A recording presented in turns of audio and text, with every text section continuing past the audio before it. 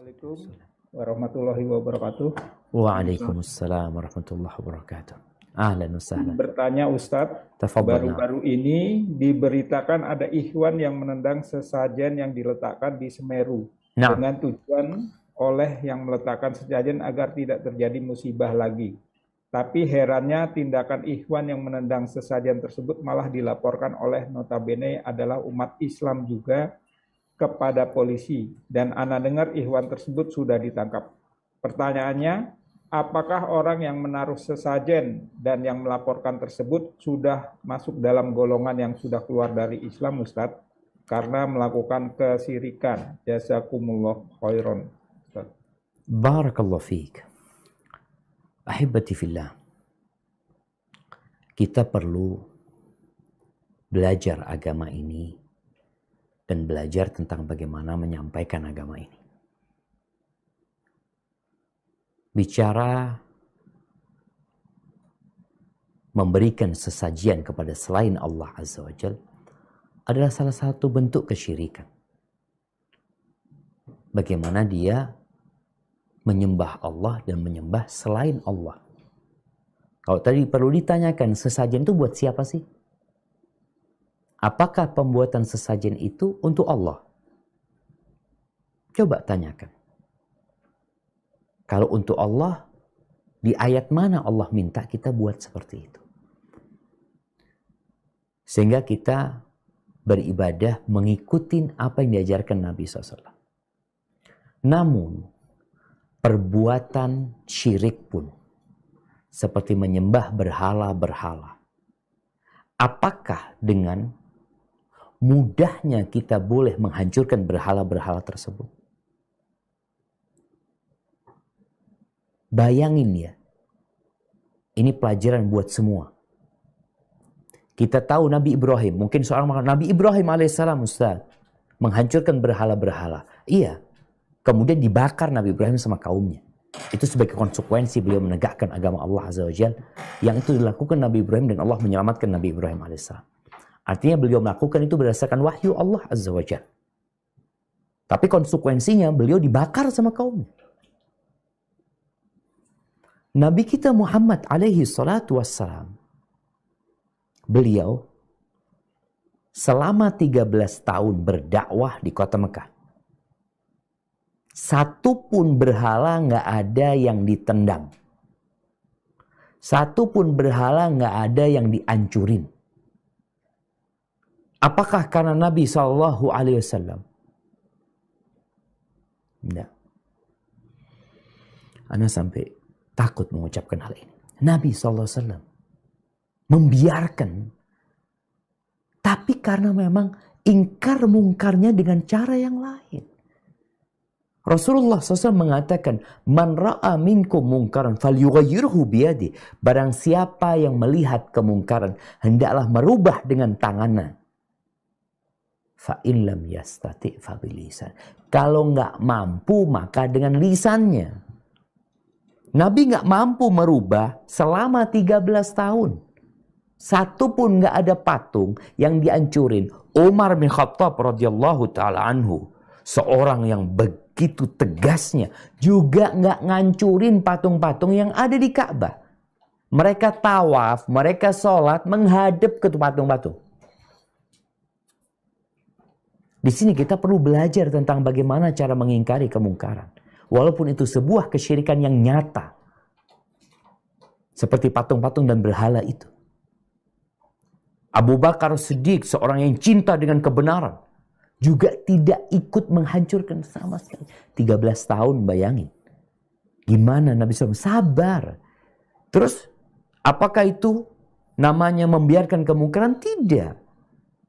Kan syarat mengingkari kemungkaran dengan tangan itu kalau mampu. Nggak mampu dengan lisan. Disinilah tugas Nabi SAW. 13 tahun berdakwah dengan lisannya. Baik. Kita lanjutkan. Setelah Nabi SAW hijrah ke kota Madinah, Nabi SAW sempat balik ke Mekah pada tahun ke-6. Tahun ke-6 itu beliau mau umroh, tapi nggak bisa umroh.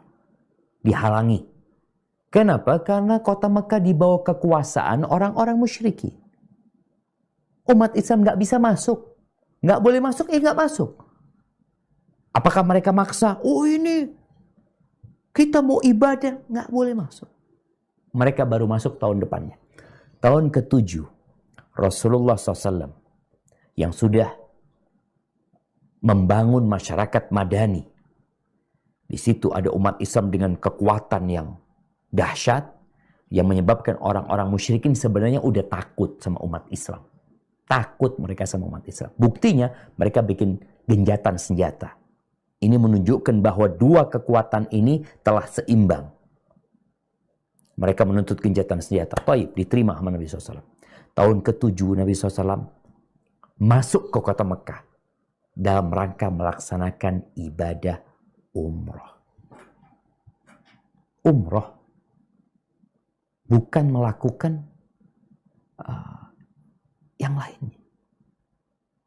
Ketika mereka berangkat ke sana, melaksanakan ibadah umroh, 1.400 sahabat kira-kira jemaah. Tawaf, 360 berhala ada di sana. Tidak ada satupun sahabat yang menghancurkan. Ini kemungkaran jelas di depan mereka. Beliau tidak melakukan apa-apa. Kenapa? Karena ini di bawah kekuasaan orang lain. Dan mereka sedang terikat dengan perjanjian. Yang kalau mereka melakukan itu akan terjadi keributan. Loh ini gimana kesyirikan? Iya, kan ada adab etikanya. Bagaimana mengingkari dengan lisan. Mendakwain orang-orang tersebut. Nabi terus mendakwain mereka. Qulu la ilaha illallah. Qulu la ilaha illallah. Beliau terus. Baik. 3 hari Nabi SAW berada di Mekah. Melaksanakan ibadah umrah. Sholat di sana. Menghadap kemana? Tuh. Ke Ka'bah. Yang di situ ada 360 patung. Setelah 3 hari balik. Nggak ada satu patung yang dimasukkan kemana, disembunyikan, nggak ada. Sampai ke kota Madinah setahun kemudian. Orang-orang musyrikin mengkhianati perjanjian. Nabi balik ke kota Mekah. Tapi sebagai penakluk. Karena mereka berkhianat. Saat itu 360 berhala dihancurkan. Dengan tangan Nabi SAW beliau menunjuk dengan tongkatnya. Hancur tuh jamaah. Jadi yang terjadi kemarin, inilah kurangnya hikmah. Mungkin ada orang melakukan sesajen. Apa kalau sudah dakwain mereka? Ajak mereka. Sehingga tidak menjadi sebuah hal yang kontraproduktif. Tetap ini bukan berarti sesajen itu boleh. Enggak. Sebagaimana sampaikan tadi, 360 berhala itu ada di sana. Nabi tidak menghancurkannya. Bukan berarti itu boleh. Enggak. Itu tetap perbuatan mungkar. Tapi kan bagaimana cara kita mengingkarinya? Dan kita tidak boleh terlalu fokus. Oh gimana dengan orang itu? Gimana dengan yang melaporkannya? Udahlah, mereka mungkin juga nggak ngerti. Mungkin juga nggak paham. Ini tugas kita juga mendakwain mereka. Mungkin itu yang dapat jawaban Ana ya. Tapi jelas tadi kesyirikan tetap kesyirikan.